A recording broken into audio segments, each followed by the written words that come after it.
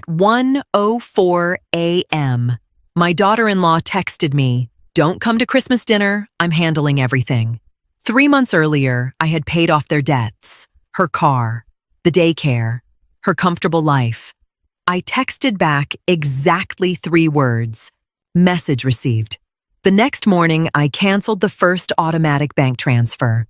At exactly 1:04 in the morning, my phone lit up the dark room. I squinted at the harsh screen, assuming it was an emergency. But it was just a text from Chloe, my daughter-in-law. "Please don't come to Christmas dinner. I'm taking care of everything. It's better for the vibe." I read the message twice. No explanation, no heads up. Just a cold, calculating directive. Only 3 months prior, I had drained my savings to pay off a massive mountain of credit card debt that Chloe and my son Ethan had quietly racked up. They'd been living way beyond their means, booking expensive vacations and buying designer clothes until the bank threatened to step in. I cleared the debt not out of sheer naivety, but because I wanted my grandson to grow up in a stable home. Back then, they called me their savior. Now that their accounts were back in the black, my presence at the holidays was suddenly ruining the aesthetic of their perfect little get-together. I didn't feel a surge of anger nor the urge to cry. Instead, a deep, absolute clarity washed over me. I stared at the screen, the shadows in the bedroom completely still. I wasn't going to ask questions. I wasn't going to call Ethan to complain. I'd done that for years, only to be met with his evasive excuses. He avoided conflict with his wife at all costs. I typed exactly 3 words in response, "Message received." Then I set the phone back on my nightstand and closed my eyes. I fell asleep instantly and didn't wake up until the first gray winter light peeked through the curtains. My mind was made up. No more endless discussions, no more suffering in silence. Chloe thought she was simply uninviting me from a dinner party.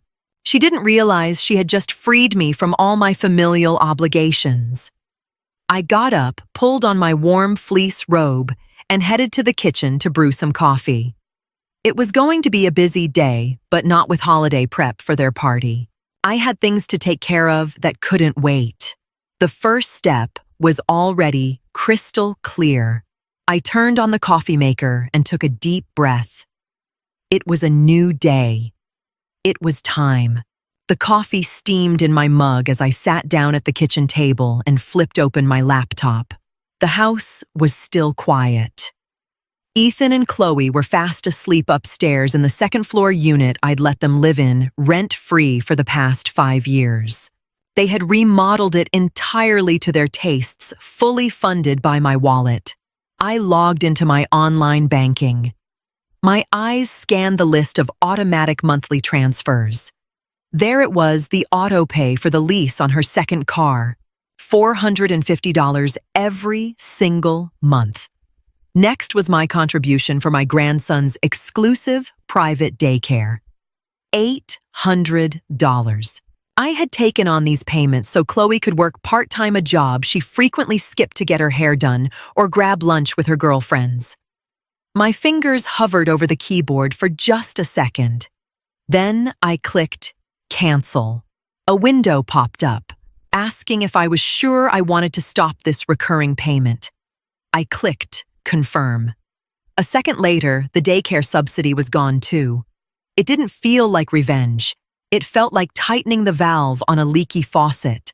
If I wasn't considered family at the Christmas table, there was no reason for me to keep bankrolling their lifestyle. I shut the laptop and loaded my empty mug into the dishwasher. Then I walked into the living room. Sitting in the corner were 3 large shipping boxes full of expensive Christmas decorations Chloe had ordered just last week. Under my name, naturally. She had promised to Venmo me the money later. She never did. I grabbed a roll of packing tape from the drawer, carefully sealed the boxes back up, and printed out the return labels. I dropped them off at the UPS store later. Instantly, the living room felt tidier, cleaner. I didn't need artificial sparkle to feel at home. As I was sweeping the hallway, I heard footsteps on the stairs. Chloe was up. Her day was starting exactly as it always did, with the rock-solid belief that everything played out by her rules. She had no idea the foundation of her comfortable life had just started cracking. I cracked a small smile, grabbed my coat, and got ready for my next, highly practical errand. The Home Depot on the edge of town was wonderfully empty that morning. I walked with purpose down the aisles, passing the festive string lights and toolboxes, heading straight for the home security section. I didn't need to ask an employee for help. I knew exactly what I was looking for. A standard deadbolt lock cylinder, solid quality, complete with 3 keys. I tossed it into my cart along with a new Phillips head screwdriver. When I pulled back into my driveway, Chloe's leased SUV was gone. She was probably at her Pilates class. That gave me the peace and quiet I needed. In our house, a heavy wooden door separated the shared foyer from my private first-floor living area. Up until now, that door had never been locked. Chloe treated my downstairs as an extension of her own kingdom. She stashed her overflow groceries in my large fridge, raided my pantry, and used my washer and dryer for her delicates, because her model supposedly ruined her clothes. That ended today. I unscrewed the plate on the edge of the door, slid the old cylinder out, and popped the new one in. It took less than 5 minutes. A soft click confirmed everything was perfectly aligned. I turned the new key. The deadbolt slid firmly into place. I pulled the key out and slipped it into my pocket. The boundary was now physical, undeniable. It was just a small piece of metal, but it completely shifted the power dynamic in this house.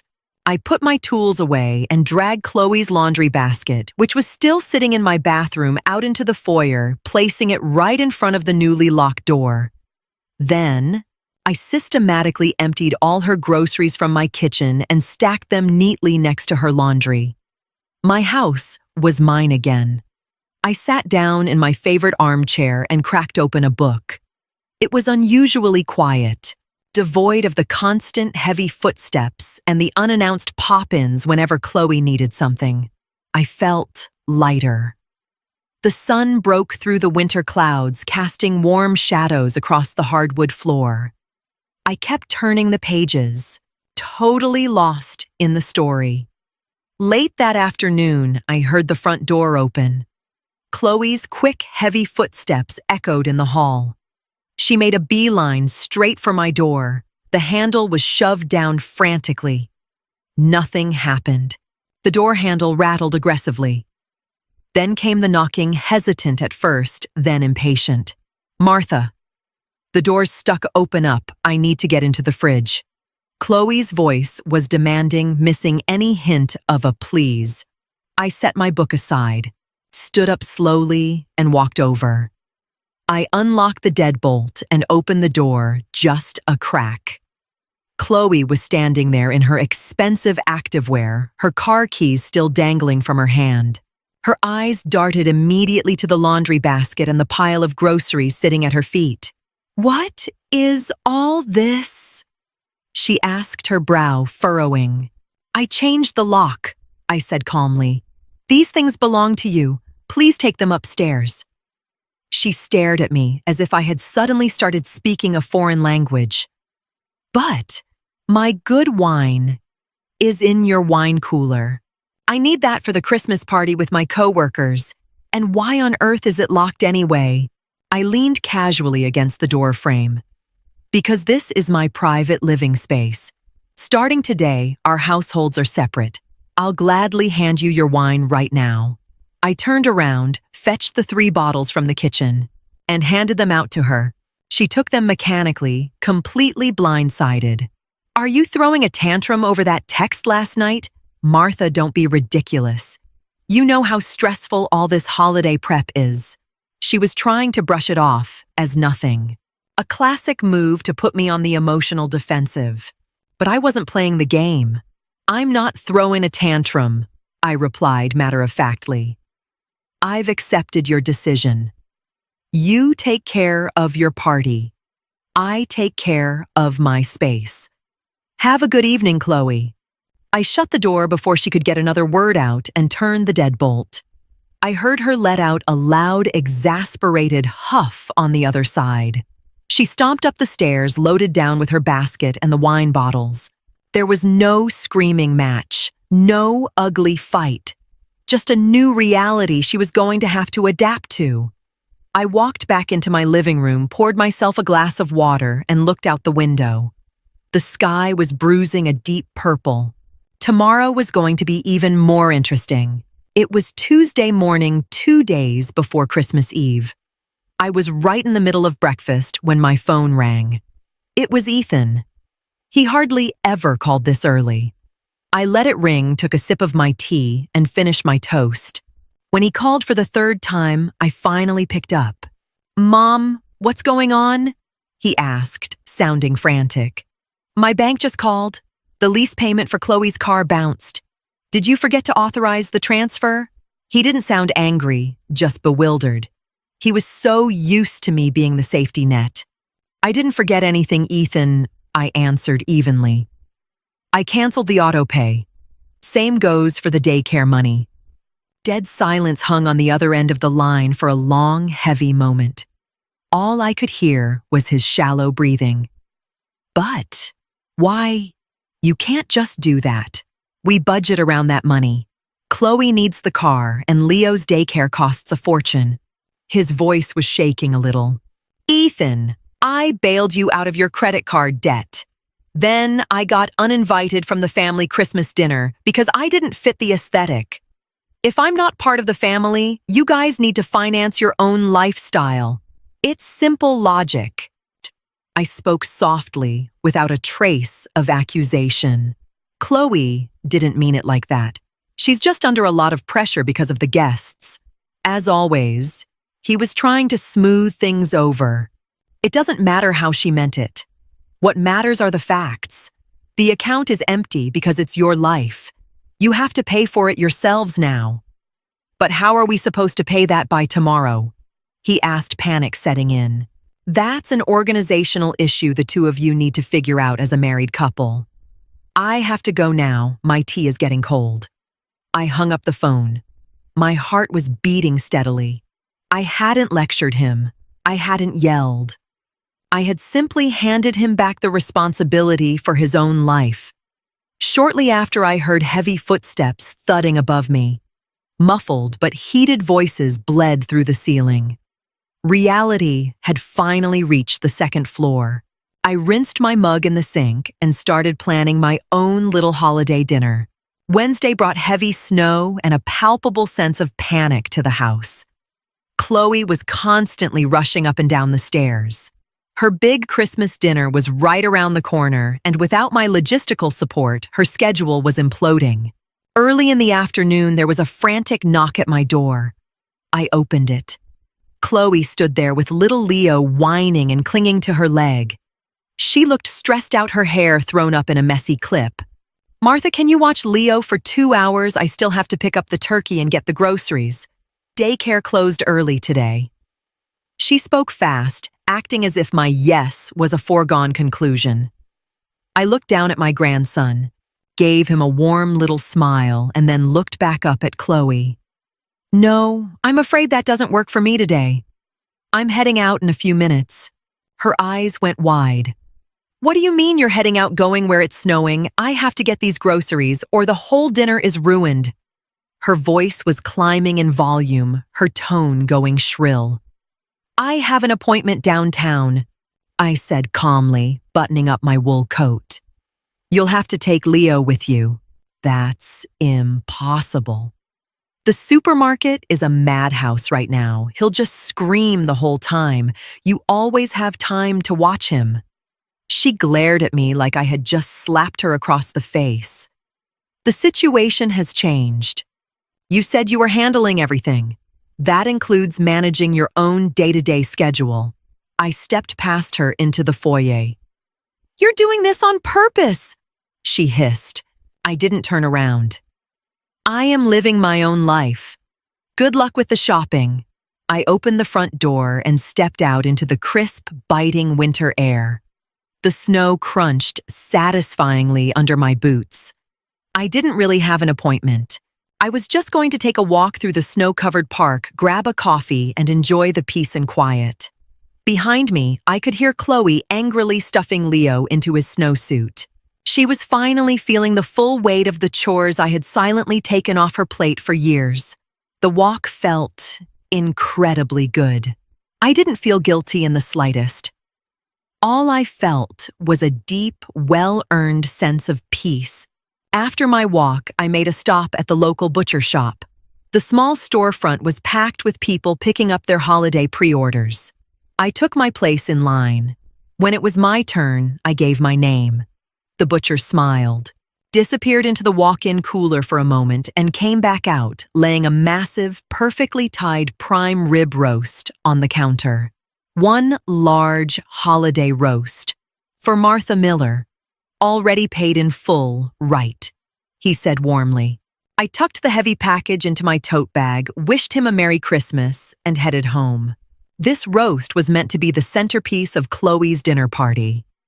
She had ordered it under my name because I had a long-standing house account with this butcher, which I settled at the end of every month. I had decided to stop letting her put her groceries on my tab. I carried the beef into my kitchen and took my time prepping it for my own fantastic dinner. About 2 hours later, I heard Chloe's SUV screech into the driveway. Her car door slammed. Rapid, stomping footsteps rushed up the walk. A second later, someone practically tried to rip my door handle off, followed by aggressive pounding. "Martha, open up!" Chloe's voice was almost breaking. I opened the door. Her face was flushed partly from the freezing cold, partly from pure rage. "Where's the roast? The butcher said you picked it up. That's my main course for tomorrow." She waved her arms frantically. "It's my roast," I replied, completely unfazed. "It was ordered under my name on my account. Since I wasn't invited to your dinner, I'm cooking it for myself." "Are you out of your mind? I have 8 people coming over. What am I supposed to serve them?" She was borderline screaming. "That sounds like a you problem, Chloe. You wanted total control. Now you have it." I shut the door. She threw a fit in the hallway for a few seconds, cursing under her breath before storming upstairs. The rich scent of roasting beef onions and rosemary slowly filled my kitchen. Everything was going exactly according to plan. Christmas Eve started peacefully. A small fire crackled in my living room fireplace, and I had set the dining table just for myself. Real silver linen napkins and a beautiful glass of Cabernet. Upstairs, however, it was absolute chaos. Starting in the early afternoon, loud thuds echoed through the ceiling. Chairs were being dragged across the floor, Leo was crying on and off, and I could hear Ethan and Chloe having a screaming match in their hallway. Around 6 p.m., Chloe's guests arrived, the co-workers she was so desperate to impress. I heard the muffled, polite greetings in the stairwell. Then it went quiet for a bit.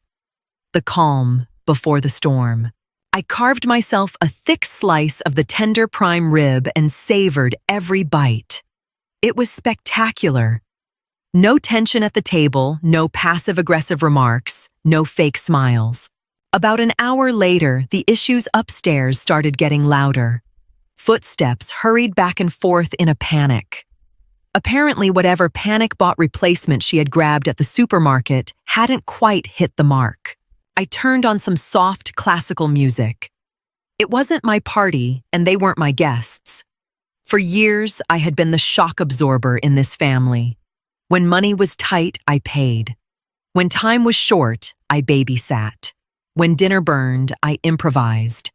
Now, they were sitting up there with no safety net, fully exposed to the reality of their own poor planning.